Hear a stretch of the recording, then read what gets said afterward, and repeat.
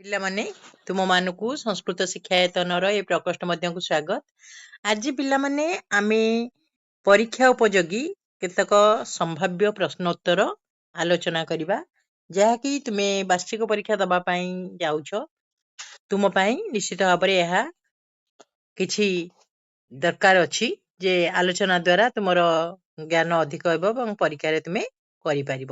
ଚାଲ ଦେଖ, ପ୍ରଥମେ ଓଡ଼ିଆ ଭାଷୟା ଅନୁଦ୍ୟତାମ୍, ଓଡ଼ିଆ ଭାଷାରେ ଅନୁବାଦ କରିବା। ତୁଭ୍ୟମ୍ ଏକମ୍ ପୁରସ୍କାରମ୍ ଦାତୁମ୍ ଇଚ୍ଛାମି, ତୁମକୁ ଗୋଟିଏ ପୁରସ୍କାର ଦେବାକୁ ଇଚ୍ଛା କରୁଛି। ଖ ଦେଖ, ଅତଃ ଉତ୍କଳୀୟାଃ ସମୀପେ ତମ୍ ସେନାପତି ଇତି କଥୟନ୍ତି।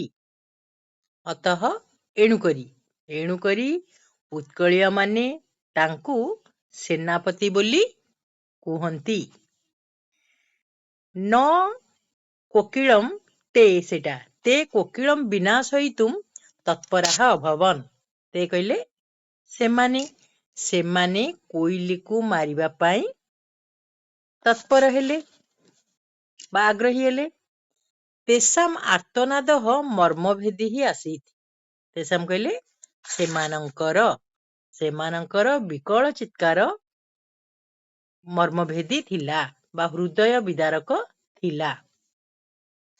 ଦର୍ଶକାଃ ମଣ୍ଡୁକାଃ ନୈରାଶ୍ୟମ୍ ପ୍ରାପ୍ତବନ୍ତଃ, ଦର୍ଶକ ବେଙ୍ଗମାନେ ଆଶାଶୂନ୍ୟ ହୋଇଗଲେ।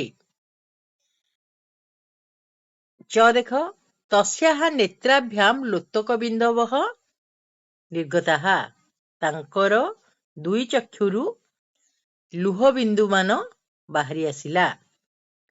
ବୟମ୍ ଗୁରୁଜନାନାଂ ବଚନଂ ଶୃଣୁୟାମ, ବୟମ୍ କହିଲେ ଆମେମାନେ ଗୁରୁଜନମାନଙ୍କର ବଚନ ଶୁଣିବା ଉଚିତ। ହେଲା, ଏବେ 2 ନମ୍ବର ଦେଖିବା। ଏକ ପଦେନ ଉତ୍ତରମ୍ ଲିଖତ, ଏକ ପଦରେ ଉତ୍ତର ଲେଖ। ପଞ୍ଚାନାମ ଦେଇଛି, ଆମେ ସବୁ ଗୁଡ଼ିକର ଆଲୋଚନା କରିବା। କସ୍ୟ ଭାଗ୍ୟମ୍ ନୂନମ୍ ଫଳତି, କସ୍ୟ ଭାଗ୍ୟମ୍ ନୂନମ୍ ଫଳତି ଯତ୍ନଶୀଳସ୍ୟ। ହେଲା, ଯତ୍ନଶୀଳ ବ୍ୟକ୍ତିର ଭାଗ୍ୟ ନିଶ୍ଚିତ ଭାବରେ ଫଳପ୍ରଦ ହୁଏ। କେଶାମ୍ ସୌନ୍ଦର୍ଯ୍ୟମ୍ ଏତମ୍ ପ୍ରଦେଶମ୍ ମଣ୍ଡୟତି,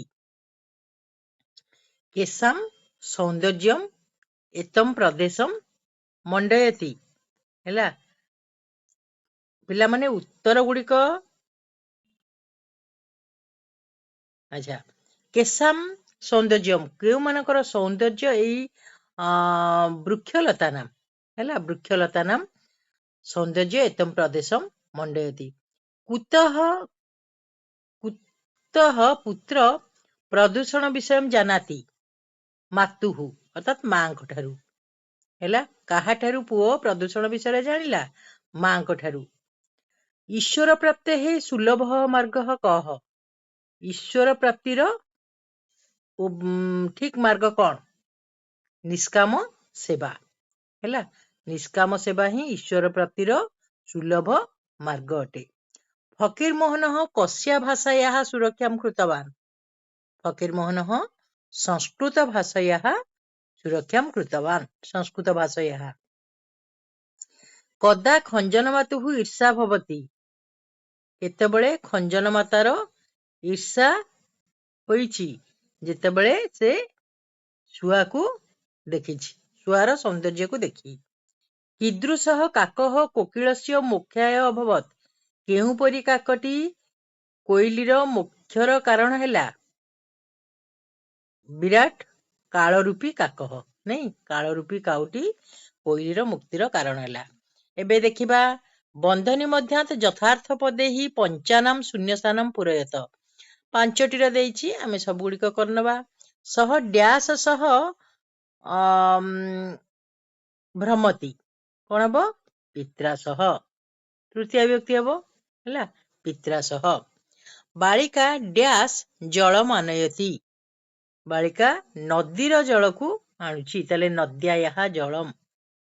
ହେଲା, ସେହିପରି ମୃଗଃ ଡ୍ୟାସ ବିଭେତି, ମୃଗଃ ସିଂହାତ୍ ବିଭେତି। ହେଲା, ଡ୍ୟାସ ଭିକ୍ଷାମ୍ ଦେଇ ଭିକ୍ଷୁକାୟ, भिक्षुकाय भिक्षां देहि। सह बाल्ये डैश अध्ययनं कृतवान् संस्कृतस्य।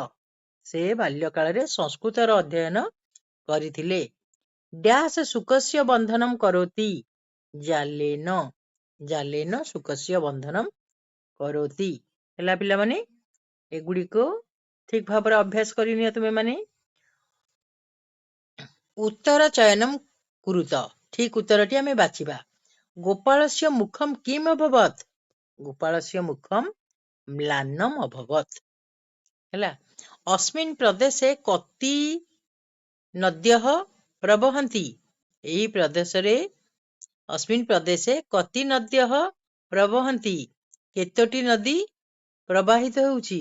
अस्मिन् प्रदेशे बहवः नद्यः प्रवहन्ति। कः किमपि उत्तरं न दत्तवान्? वृद्धः किमपि उत्तरं न दत्तवान्। बुझिପାରିଲ? वृद्ध जनक कौनसी उत्तर देले नाही। घ देख कौन अछि? जनाः कस्याः नद्याः जलं नीत्वा कृषिं कुर्वन्ति? जनाः कस्याः नद्याः जलं नीत्वा कृषिं कुर्वन्ति? ब्राह्मणी नद्याः। ହେଲା। शंख और कोयल नदीर मिश्रण रे ब्राह्मणी नदी यार। फकीर मोहन कुत्र संस्कृत विद्यालय स्थापितवान्? नीलगिरी नगरे। ହେଲା। नीलगिरी नगर रे कौन स्थापन करथिले? संस्कृत विश्वविद्यालय। रेखांकित पदानां संशोधनं कृत्वा शुद्धम उत्तरम चिनुत। एसा ओडिशा प्रदेश। एटी कौन हबो? एसह। ହେଲା। ओडिशा प्रदेश पुल्लिंग होइतिबारु एटी कौन हेजिबो? एसह। विस्मितम पथिकः। एटा कौन हेजिबो? विस्मितः पथिकः। सहस्रम सहस्रम जनाः अस्मात्। अस्मिन् अछि अस्मात् वेतनं प्राप्नुवन्ति। तस्य प्रखरा बुद्धि आसीत्। प्रखरम देइछि सेटा कौन हेजिबो? प्रखरा बुद्धि आसीत्। यदा वृक्षशाखायां खञ्जनमाता तम पश्यति। पश्यन्ति अछि एटा बहुवचन कौन हेजिबो? एक वचन हेजिबो पश्यति। बुझिपारल? एबे निज भाषया प्रायशः 10 वाक्य उत्तरं लिखत। मातृभक्तः चाणक्यः विषयस्य सारं निज भाषया प्रायशः 10 वाक्य लिखत। किंबा इस्पात नगरी विषयस्य सारं निज भाषया प्रायशः 10 वाक्य लिखत। एटा तुम उपरे निर्भर करे पिला माने। तुमे माने विषय गुडी को पढ़िच, तेणु ताकू अभ्यास करि नब। एही परी प्रश्न पढ़िबो। एबे निर्देश अनुसारम पंचानाम संधिम विच्छेदम बा कुरुत। संयुक्त अर्पयन्ति समर्पयन्ति। समर्पयति ती अछि सेटा। कार्यम युक्त अद्य कार्यम मद्य। जसः युक्त बलम जसो बलम। एठी संधि विच्छेद करिबा। जत्र युक्त अहिंसा जत्रा हिंसा। दुर्जनः युक्त तू दुर्जनस्तु। तू लगिबो सेठी। कापि संधि विच्छेद कर कह युक्त अपि। हैला। सेही परी आ गुटे नंबर देखिबा। एक पदेन उत्तरम लिखत। गोटिए पदरे उत्तर लिख। वृद्धोपसेविनः कानि वर्धन्ते? एठी उत्तर गुडिक देइछि, एठु बाछिबा। वृद्धोपसेविनः आयुर्विद्या जस बलानि बलम वर्धते। कह न प्रतीक्षते? मृत्युः। हैला। एटा 2 मृत्युः न प्रतीक्षते। तृणम कुत्र धाज्यते? शिरसि। तृणम शिरसि धाज्यते। जनः। अच्छा घ देख। कह जसः प्राप्नोति?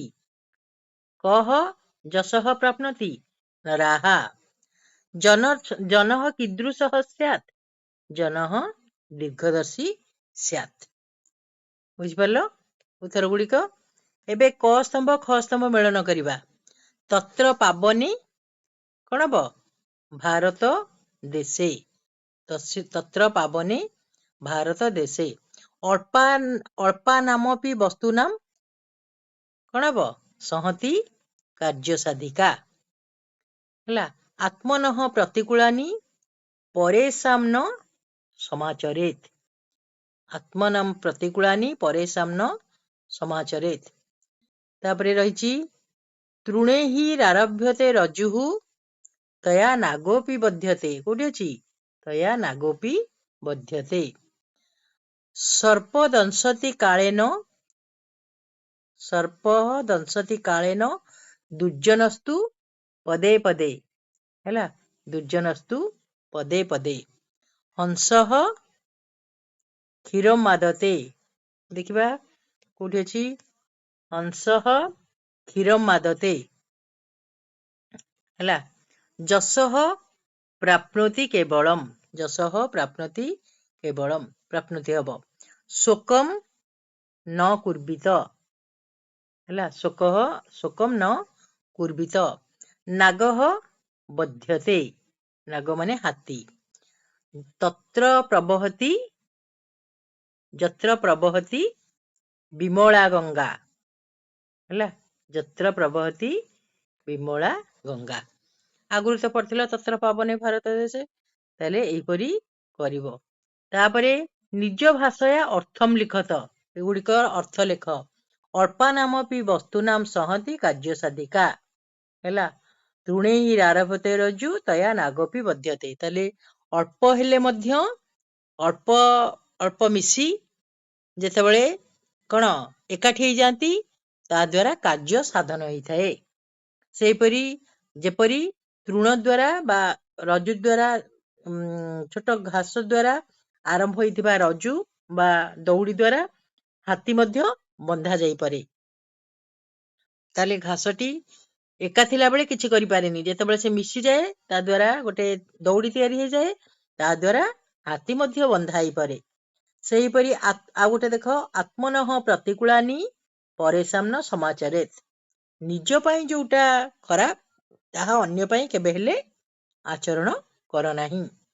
ଦୀର୍ଘଦର୍ଶୀ ସଦାଚ ସ୍ୟାତ୍ ଚିରକାରୀ ଭବେତ୍ ନାହିଁ। ସଦା ସର୍ବଦା ଦୀର୍ଘଦର୍ଶୀ ବା ଦୂରଦର୍ଶୀ ହୁଅ, କେବେ ହେଲେ ଅଳସୁଆ ହୁଅ ନାହିଁ। ଚିରକାରୀ ମାନେ କଣ? ଅଳସୁଆ ହୁଅ ନାହିଁ। ସେହିପରି ଆଉ ଗୋଟେ ଦେଖ ହଂସ ହି କ୍ଷୀରଂ ମାଦତେ ତନ୍ମିଷାତ୍ ବର୍ଜୟେତ୍ ଅପଃ। ହଂସ କ୍ଷୀର ଓ ନୀର ମଧ୍ୟରୁ କଣ କରେ? କ୍ଷୀରକୁ ଗ୍ରହଣ କରେ। ତାହା ଭିତରେ ମିଶିଥିବା ଅପହ, ଅପ ମାନେ ଜଳକୁ ବାହାରକୁ ବାହାର କରିଦିଏ। ତାହେଲେ ପିଲାମାନେ ଆଜି ଆମେ ପରୀକ୍ଷା ଉପଯୋଗୀ ପ୍ରଶ୍ନ ଆଲୋଚନା କଲେ। ତୁମେ ମାନେ ଏଗୁଡ଼ିକୁ ପଢ। ନିଶ୍ଚିତ ଭାବରେ ଆ ଭିତରୁ ତୁମେ କିଛି ପ୍ରଶ୍ନ ପାଇବ। ତାହେଲେ ଆଜି ପାଇଁ ଏଇଠି ମୁଁ ରଖୁଛି। ସମସ୍ତଙ୍କୁ ଧନ୍ୟବାଦ।